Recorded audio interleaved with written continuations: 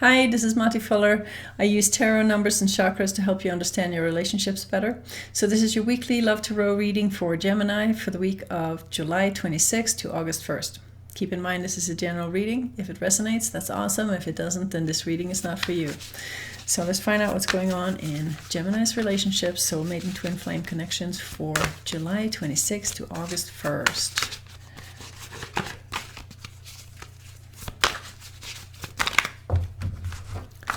Cards are jumping.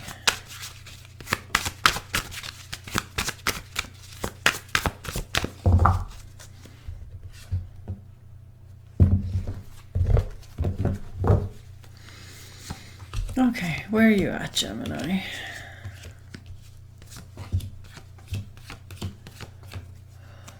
There are some big changes going on in the readings today.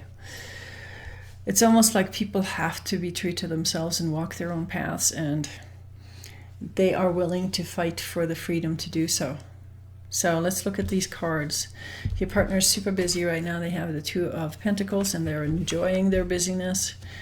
They also have the Five of Pentacles. They have a feeling that this relationship is not going so well, and they might end up out on the street in the snow with bare feet.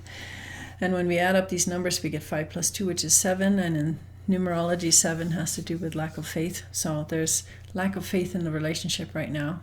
That's why they're keeping themselves super busy. They still care about you. They have the Queen of Cups, but they also have the Hermit. And the Hermit is a 9, which is an ending vibration, and it is also showing somebody who's walking their own path alone. So there's definitely a conflict here between these two cards. The Queen of Cups wants to nurture you and nurture the relationship, and the Hermit is saying, yes, but don't let it interfere with the path, because the path is more important than any relationship. So even if you love this person, don't compromise your path. So they are going to walk their path, even if they have to do it alone. How do you feel about that? You've got the Five of Swords, which is a very negative, unstable card where you just want to win and you don't care whose feelings you hurt.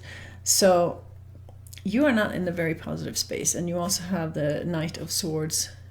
So you are tempted to hop on your horse and just go without even thinking about the consequences, you know. It's almost like you want to talk some sense into this person, and if you have to fight them, you will. But this is, the Five of Swords is not an honorable victory. It's more like a sad victory where you take advantage of the people there. He's stealing everybody's swords and he doesn't care if he hurts their feelings. If that is the approach that you're coming on with to your partner, it's not going to get you what you want. I can tell you that. You also have the Page of Swords. You've got lots of new ideas right now. So there's swords, swords, swords in your layout here, which is all head energy, third chakra.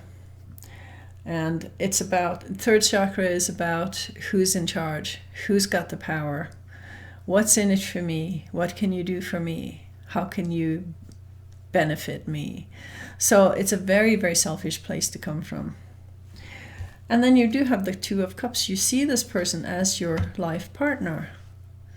So you're just basically protecting what you think you have, and your partner wants to walk their path, and they're not willing to compromise. So what is the solution? You have to give them the freedom.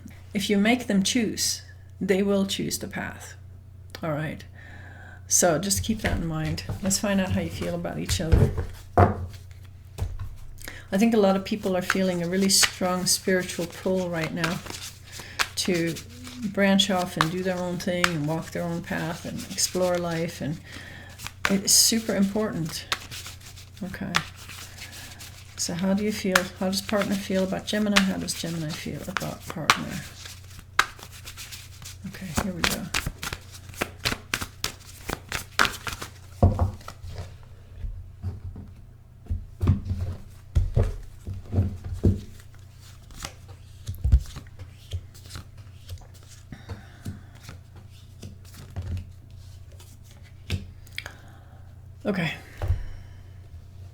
This is exactly what I was talking about. So So your partner has the Four of Wands. They had really high hopes for this relationship. They really wanted it to work. But right now, they got the Six of Swords. They're thinking about moving on. And they also have the Eight of Cups, leaving somebody behind even though there's still love there. They feel like you're not willing to allow them to walk their path. You're interfering, you're trying to hold them back, you're trying to talk sense into them.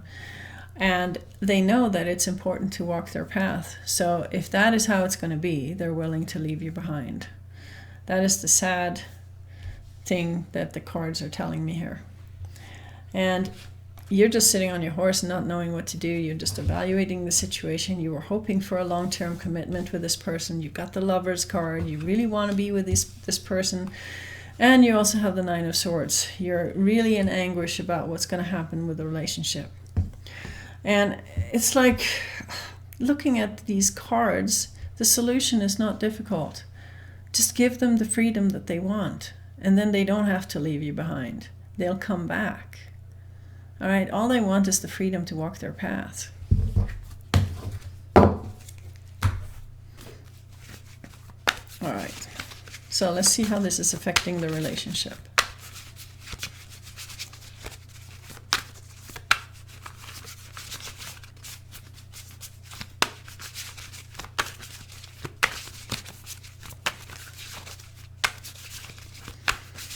Three more shuffles. Spirit always tells me how many times to shuffle. Okay, how is it affecting the relationship?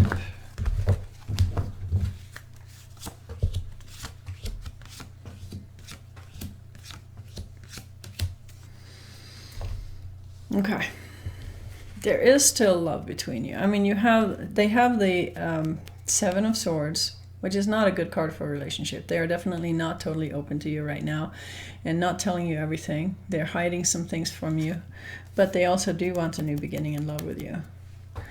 So they're not trying to leave the relationship. They just want some space to walk their path and do their thing. Just don't push it too hard, because then you give them an ultimatum. And if they have to make a choice, they're not going to choose you. They're going to choose the path, because the spiritual path is more important than any relationship, because we're here to expand. Just keep that in mind. You've got the Queen of Cups. You really, really love this person, and you really want to have a happy family life with this person. Right now, it sounds like a contradiction, but the only thing you can do is to give them the freedom to go and then see if they come back. And between you, you have the Page of Pentacles. You're looking for other ways to make a living, and you have the High Priestess. You're being guided by your intuitions. So trust your intuition. If your intuition says, we are meant to be together, then give them the freedom and see what happens. Yes, it's a gamble, but the opposite is just going to have the opposite effect. If you try to push too hard or hold them back or anything like that, you're going to lose them anyway. So you might as well just give them your blessings and the freedom that they ask for, and just see what happens. All right, let's get some advice for Gemini. Advice for Gemini.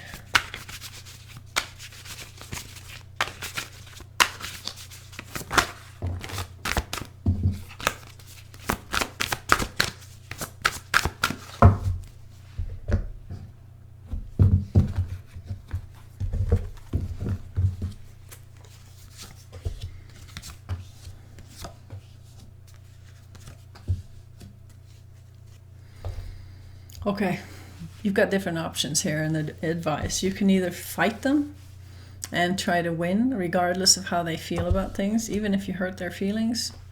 You could win. You could protect what you have created. Or you could just share with them.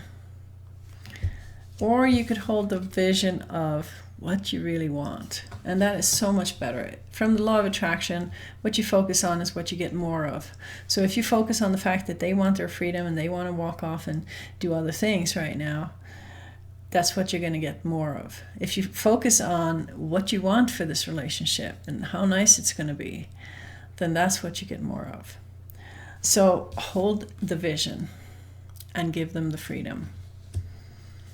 That's my best advice. So that was the reading for Gemini. I hope you like it. Please put your thumbs up and subscribe and share it with your friends. And don't forget to check out my new tarot course on Udemy. The link is in the description below. And thank you for listening. Bye.